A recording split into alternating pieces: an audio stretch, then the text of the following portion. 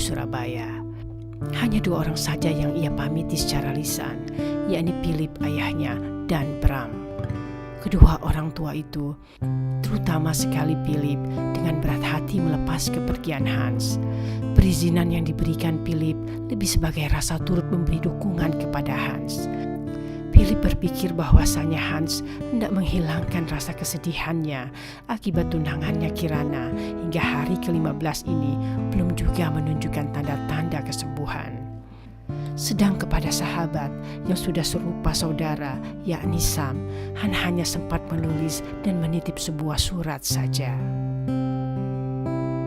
Saudaraku Sam, ketika engkau membaca surat ini, mungkin aku sedang berada di stasiun Beos atau bahkan kereta telah membawaku menuju Surabaya. Sengaja aku tak memberitahukan engkau perihal keberangkatanku yang mendadak ini. Aku ingin mandiri dalam berkeputusan, Sam. Selama ini aku selalu meminta pandangan dan pula sokonganmu dalam bertindak. Engkau selalu ada buatku, dikala aku senang, terlebih dikala aku menderita dalam kedukaan. Engkau yang selalu menghiburku dan meluruskan jalanku. Namun seperti yang pernah engkau katakan, aku sudah besar dan sudah menjadi seorang dokter pula. Masakan terus-terusan aku tak merubah diriku yang terlalu suka melarutkan emosi, sehingga aku selalu menjadi seorang yang selalu rapuh. Engkau pun berkata bahwasanya sewajarnya seorang lelaki menunjukkan kekuatannya dengan melakukan hal yang berguna. Dan jikapun ia harus mati, matilah dalam kebanggaan sebagai seorang lelaki. Jikapun harus mati membunuh diri, lakukan karena memang terdesak dan membela sesuatu yang besar. Semacam harakiri yang dilakukan bangsa Jepun yang engkau sebutkan itu. Sam sahabatku, aku ingin menjadi seorang yang kuat itu. Dan sengaja aku tinggalkan engkau, sebabnya bila terus bersamamu, takkan pernah aku menjadi orang yang engkau sebutkan itu. Beberapa hari yang lalu, aku mendaftar ke Biro Malaria Pusat. Aku ingin mengabdikan hidupku di tengah-tengah penduduk yang sekarang menderita karena dilanda wabah penyakit malaria di pedalaman Surabaya sana. Inilah jalanku untuk keluar dari masalah yang kuhadapi dengan melakukan hal berguna untuk menjadi seorang lelaki sejati. Sam, selayaknya engkau sekarang berpikir tentang dirimu sendiri. Jangan lagi ada aku yang membebani pikiranmu. Sudah sewajarnya engkau menikah dan pula punya banyak anak. Berdosanya aku ini karena memikirkanku engkau menyampingkan kehidupan pribadimu sendiri. Sebagai penghabisan suratku ini, aku memohon pertolonganmu agar menyimpan sebuah surat yang kusertakan dalam suratku ini. Surat itu adalah surat Charles Spillman yang ditulis untuk Kirani. Engkau masih ingat ceritaku tentang Charles, bukan?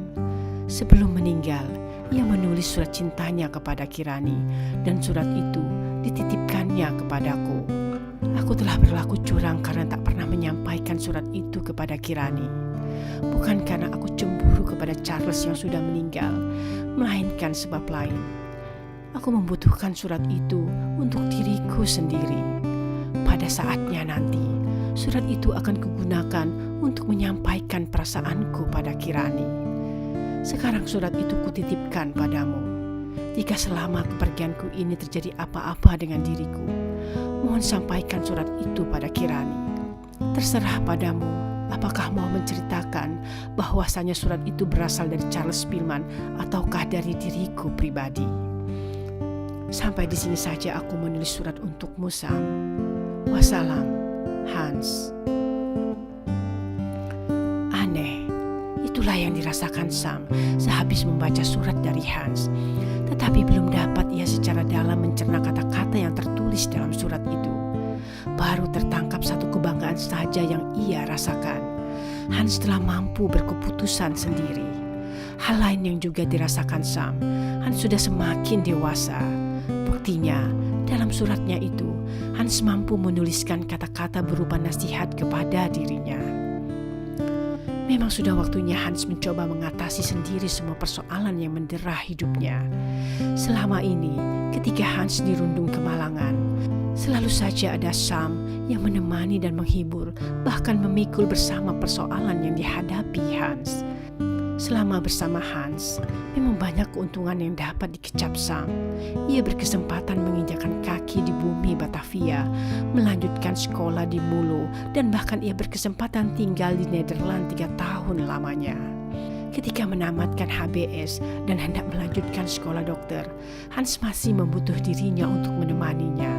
Maka, saat Hans melanjutkan sekolah dokter di Nederland sana, Sam diminta ikut.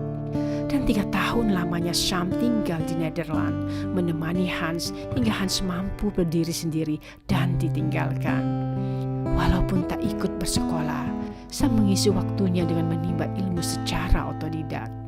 Kesempatannya bergaul dengan para pelajar Hindia digunakannya untuk mencuri ilmu dari mereka. Untuk melengkapinya, setiap harinya ia rajin pergi ke perpustakaan guna membacai semua buku-buku yang tersedia lengkap di sana, terutama yang berkenaan dengan ilmu filsafat, politik, dan pemerintahan. Selama menjaga Hans, Sam seakan lupa dengan dirinya. Selalu saja pikirannya dipenuhi dengan rasa kewajibannya untuk mengabdi kepada Hans. Lupa ia dengan urusan pribadinya. Sekarang, benarlah apa kata Hans. Sudah saatnya ia memikirkan kehidupannya sendiri. Dan Sam pun merenung dan bertanya, kehidupan pribadi mana yang harus ia pikirkan sekarang? Cintanya pada Kiranika? Akhirnya Sam hanya mampu bermuram durja saja. Semenjak Hans pergi, kondisi kesehatan Kirana tak mengalami perubahan sama sekali. Masih saja sama seperti pertama dibawa ke rumah sakit. Dan hari ini sudah 25 hari lamanya Kirani terbaring tak sadarkan diri. Selama 25 hari pula Kirani dan Bram bolak-balik ke rumah sakit menunggui Kirana dengan kesabaran yang tak berkurang dan tak berubah. Hanya doa saja yang terpanjatkan kepada Allah, pemilik seluruh alam, yang berubah. Tidak lagi memohon kesembuhan, namun sesuatu yang terbaik saja menurut Tuhan, pemilik sah Kirana. Keikhlasan yang terpancar di hati membuat mereka menjadi tenang. Sudah selayaknya doa yang terpanjatkan harus dapat menuntun kita kepada keikhlasan hati untuk menerima apa yang diberikan Tuhan dalam mengijabah doa-doa yang dipanjatkan. Keikhlasan yang ditunjukkan Kirani dan Bram telah menuntun mereka berdua beranak ini tenang menyongsong tibanya bulan Ramadan yang beberapa hari lagi akan datang. Meskipun teringat kebahagiaan dan nikmat ibadah pada ibadah Ramadan setahun yang lalu takkan pernah terulang lagi di masa sekarang maupun di masa-masa mendatang. Karena takkan ada lagi suara mami yang lembut membangunkan dirinya bila sahur tiba. Karena takkan ada hidangan pembuka puasa yang mengundang selera. Tetap mereka bersuka cita menyambutnya. Keikhlasan itu pun telah menuntun Kirani dan Bram untuk berkegiatan kembali. Kirani bersekolah dan Bram mengurus usahanya. Seperti halnya Bram, dirinya sudah benar-benar ikhlas menerima segala cobaan yang ditimpakan Tuhan kepadanya. Telah mampu ia memulihkan dirinya hingga sedia kala. Pikirannya pun sudah jernih kembali. Satu persatu persoalan yang ruwet diurainya sehingga terang persoalannya dan jelas cara penyelesaiannya. Usahanya yang tadinya ikut melemah karena persoalan yang menimpa keluarga telah ia kembalikan ke keadaan semula. Dan sekarang waktunya ia menyelesaikan persoalan pertunangan Kirana dengan Hans kepada koleganya Philip. Beberapa hari ini Bram menyadari ada satu kekeliruan yang telah ia buat. Namun belum berani ia menyimpulkan apa yang disadarinya itu adalah hal yang benar. Masih perlu ia berbicara terlebih dahulu dengan Philip untuk memastikannya. Ketika Philip datang, langsung saja Bram melemparkan pemikirannya. Apakah Tuan tak melihat suatu kejanggalan yang terjadi antara Hans dan Kirani? Ya, sebelum Hans pergi, saya melihat mereka berdua sangat dekat. Saya menangkap ada sesuatu terjadi antara mereka berdua. Bukan akhir-akhir ini saja, tapi sebelumnya. Apa maksud Tuan? Maksud saya, Hans dan Kirani sebelum pertunangan Hans dan Kirana. Apa sebenarnya yang hendak Tuhan perkatakan? Sampai sekarang belum terang juga saya menangkapnya. Maksud saya, tidakkah kita salah telah mempertunangkan Hans dengan Kirana? Mengapa Tuhan berkata begitu? Karena yang seharusnya bertunangan dengan Hans bukanlah Kirana, melainkan Kirani. Saya telah mengatakan pada Hans, maafkan saya kalau punya pikiran seperti ini. Pikiran apa? Kalau terjadi sesuatu pada Kirana, saya meminta Hans untuk meneruskan pertautan keluarga Deventer dengan Richard dengan menggantikan Kirana dengan Kirani. Bagaimana tanggapan Hans? Dari raut mukanya yang tertampak saat itu, sepertinya ia mau saja. Persis dugaanku. Dugaan apa? Hans mau karena memang itulah yang ia maui. Apa maksud Tuan? Terangkanlah dengan jelas. Tuan, Hans dan Kirani telah saling mengenal satu sama lain sebelum Hans mengenal Kirana. Hah? Dari mana Tuan mengetahuinya? Awalnya tak saya sadari itu, sebabnya rapi sekali mereka menyimpannya. Ku ketahui setelah Tuan memperkenalkan Samsul sebagai putra angkat Tuan. Samsul itu teman baik Kirani. Samsul yang memperkenalkan Kirani dengan Hans beberapa hari setelah Hans tiba di Hindia. Siapa yang menceritakan? Kirani.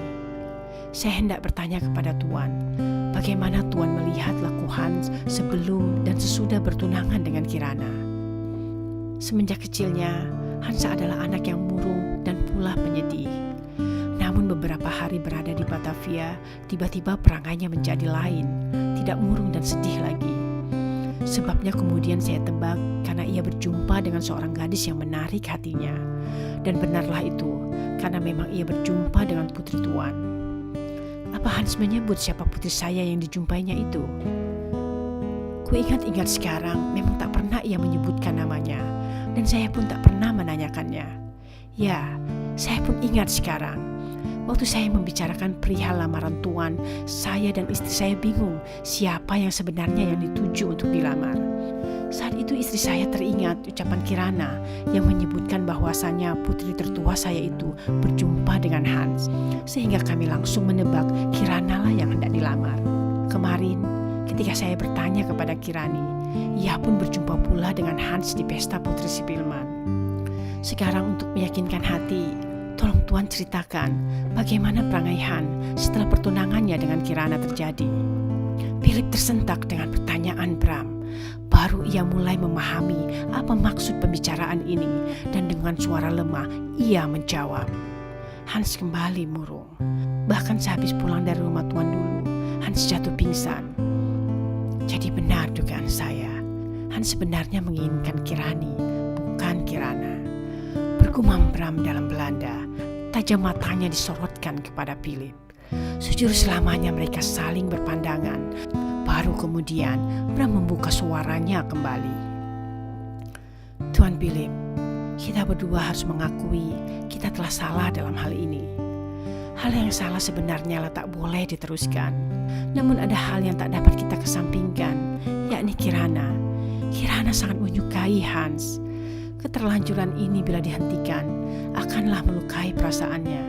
Oleh karenanya, saya memohon kepada Tuan, bila seandainya Kirana kembali pulih, berikanlah pengertian kepada Hans untuk ia meneruskan pertunangan ini ke jenjang pernikahan. Kecuali saya mengerti maksud Tuan, nanti akan saya sampaikan pada Hans. Kembali mereka berdua terdiam, hanyut dalam pikiran masing-masing. Tak sampai pemikiran mereka bahwasanya persoalan yang dilakukan setelah itulah yang menjadi awal dari segala malapetaka yang menimpa sekarang. Hinggalah waktunya nanti mereka akan menyesali kesalahan yang mereka lakukan ini. Dan waktu itu tinggal sebentar lagi. Karena beberapa waktu yang lalu Sam telah menyadari akan sesuatu hal. Setelah 1 minggu Hans pergi, Sam beroleh kiriman surat dari seorang keluarganya di Surabaya bernama Lutfi. Kepada Lutfi, Sam mengirim telegram 1 hari setelah Hans pergi. Dalam berita pendeknya itu, Sam mengkhawatirkan keadaan Hans dan meminta Lutfi untuk mengawasi tindak tanduk Hans selama menjalankan tugasnya dari Biro Malaria Pusat. Penggalan surat dari Lutfi menyatakan perasaan Sam.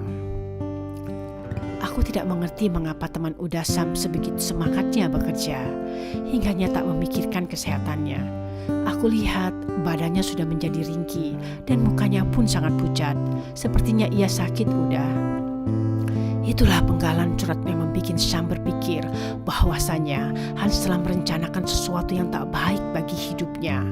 Surat yang ditinggalkan Hans untuk dirinya berulang kali dibacanya, dan itu telah menambahi keyakinannya bahwa Hans memang pergi untuk menjadikan dirinya seorang lelaki. Lelaki yang mati bukan membunuh diri karena cintanya pada seorang gadis tak terbalas, melainkan karena penyakit yang menjangkiti dirinya. Ya, Hans hendak membunuh dirinya dengan membiarkan dirinya terjangkit penyakit yang tak tersembuhkan. Sam sangat yakin dengan apa yang dipikirkannya tentang Hans saat ini. Dan agar tak menyesal kemudian, ia pun bergegas berbuat sesuatu guna menyelamatkan hidup Hans. Yang terpikirkan olehnya adalah mendatangi Kirani di rumah sakit dan menceritai semuanya. Tentang Hans yang salah melamar Kirana, hingga tentang siasat mengatur pengakuan Mastur yang mencuri cincin pertunangan Hans dan Kirana kepada gadis itu. Semua akan ia ceritakan, persis seperti apa yang terjadi. Tak ada yang akan dirahasiakan dan ditutup-tutupinya lagi.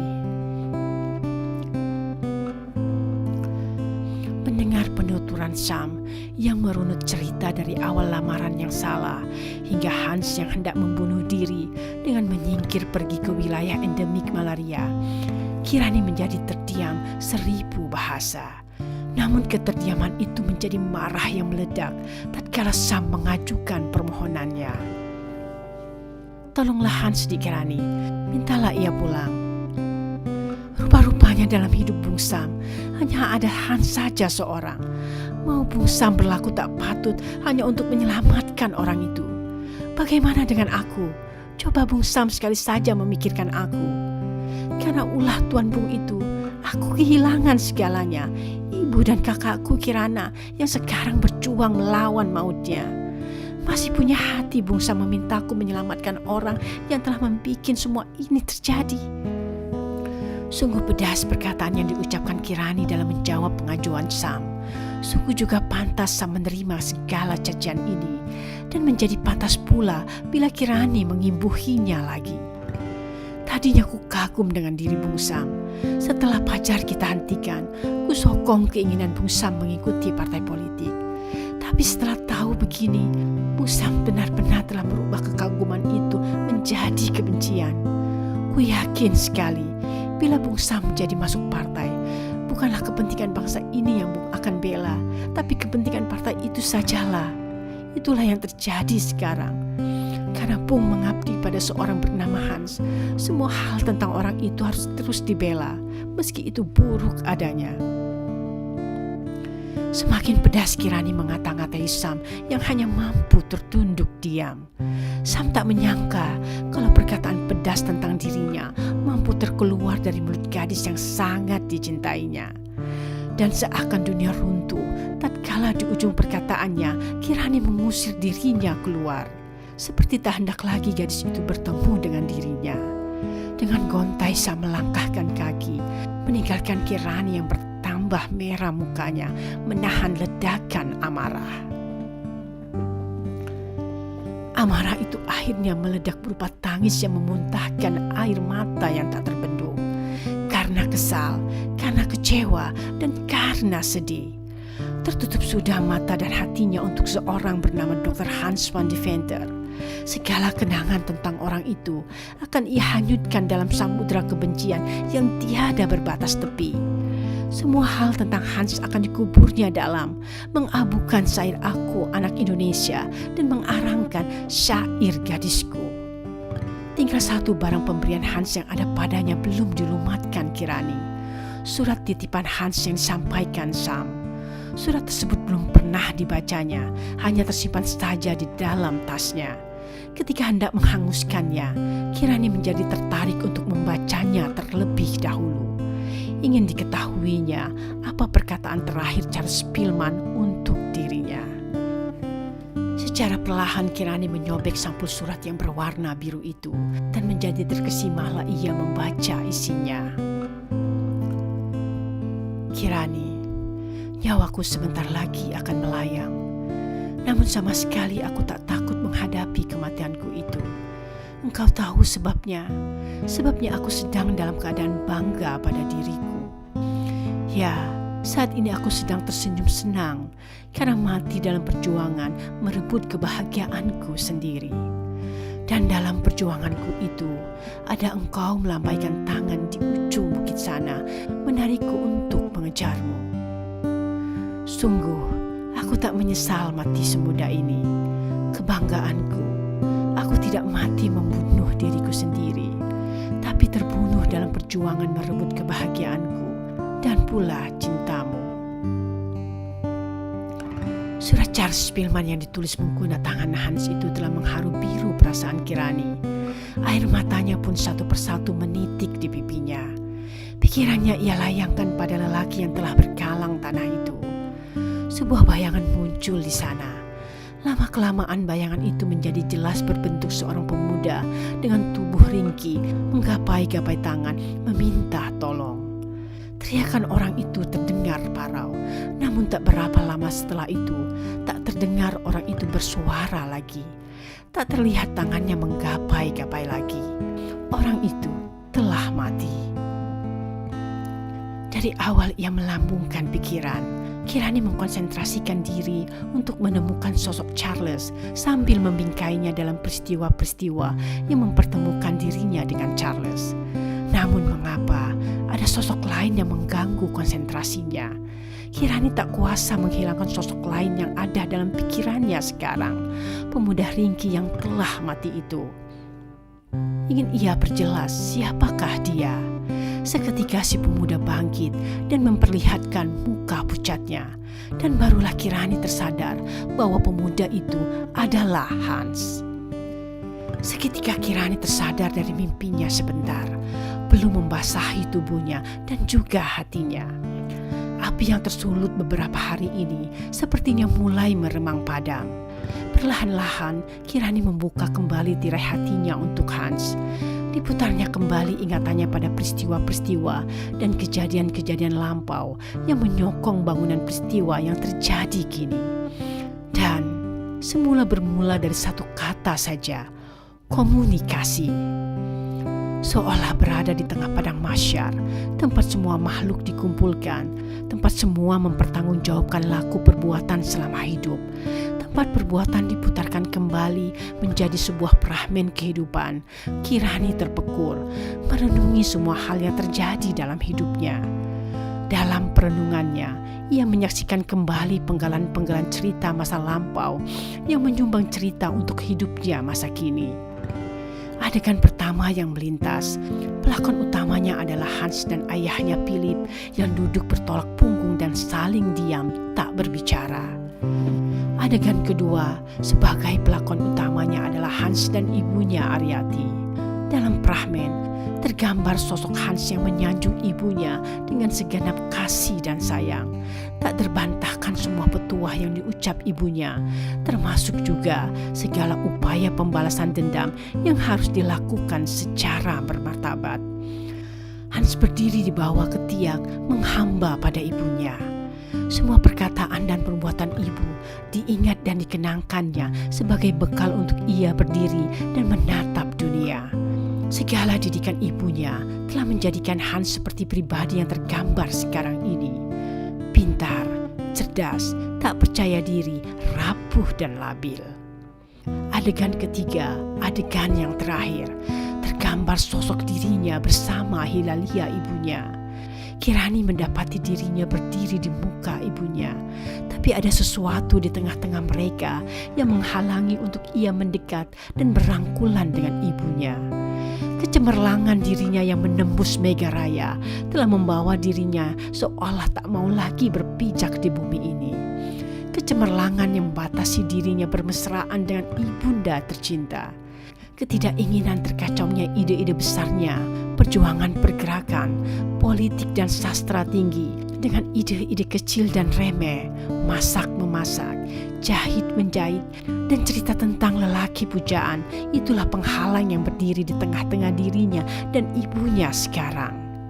Dan semua adegan itu telah membawa Kirani berandai-andai. Andai saja Hans dan Philip selalu berbagi cerita, berbagi suka dan duka, berbagi derai canda dan tawa, pastilah Hans tak akan sungkan meminta pertolongan ayahnya untuk melamarkan gadis untuk dirinya. Andaikan saja Hans dan Philip selalu berbagi bahagia, pastilah Philip tak akan kaku bertanya, siapa orangnya, gadis yang dikehendaki putranya. Andai saja tak ada penghalang yang merintanginya untuk bercerita apa saja kepada ibunya, pastilah Hilalia tak akan berkata, hanya Kirana saja yang berjumpa Hans di pesta Anastasia. Andai saja itu terjadi, pastilah tak akan terjadi Hans salah melamar Kirana. Andai saja Hans tidak dikacaukan ibunya dengan pemikiran balas dendam, pastilah tak akan ada Mastur yang hendak mencuri cincin pertunangan. Hilalia pun mungkin tetap hidup hingga sekarang. Dan andai saja Hans dididik menjadi seorang pribadi yang kuat, pastilah ia akan berpikir jernih menghadapi segala persoalan hidupnya. Pastilah ia tak akan berniat membunuh dirinya. Berandai-andai menjadikan Kirani sadar bahwa masa silam dirinya, ibunya, Hans dan Philip berangkai ke masanya kini, tak terlepas dan tak terberai.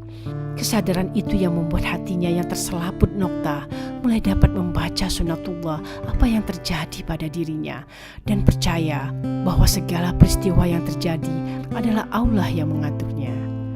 Pasti ada hikmah besar yang belum mampu ia cernakan saja, sehingga ia harus banyak belajar untuk bisa lebih ikhlas menerima segala ketentuan takdir yang digariskannya.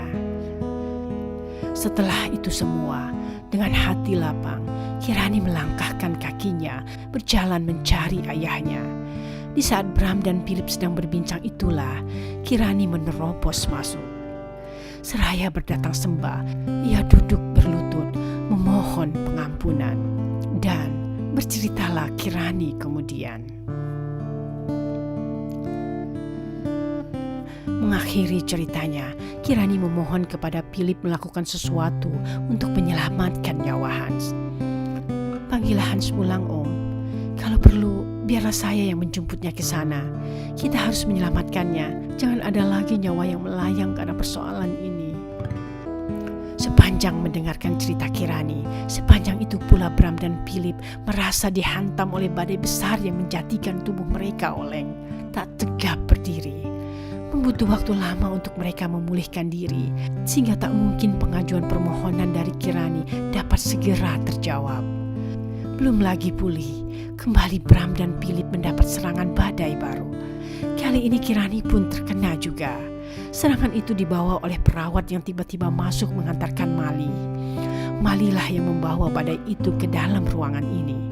Sebuah telegram dari perwakilan Biro Malaria di Surabaya diserahkan Mali kepada Philip yang bersegera membacanya. Dr. Hans Diventer dalam keadaan sakit keras. Hari ini akan dibawa ke Batavia. Jam 4 sore besok tiba di Beos. Lagi persoalan baru menghantam, menjadikan Bram, Philip dan juga Kirani hanya dapat mengurut dada saja. Lama juga mereka terdiam membisu. Barulah ketika jam di dinding berdentang sebanyak 2 kali, mereka tersadar untuk bercepat pergi ke stasiun Beos. Hari ini menurut telegram yang dibaca tadi, 2 jam lagi kereta yang membawa Hans akan tiba. Philip dan Bram yang pergi ke stasiun Beos, sedangkan Kirani harus tinggal di sini, ditemani hati yang sedih dan cemas. Jika saja ada Sam sekarang di sampingnya, mungkin ia tak akan merasa kesepian. Bersama Sam akan bisa ia lalui saat-saat sulit seperti sekarang ini. Bersama Sam dirinya akan kuat. Bersama Sam hatinya akan tenang. Bersama Sam lukanya akan terhapus. Dan karena Sam sahabat sejati.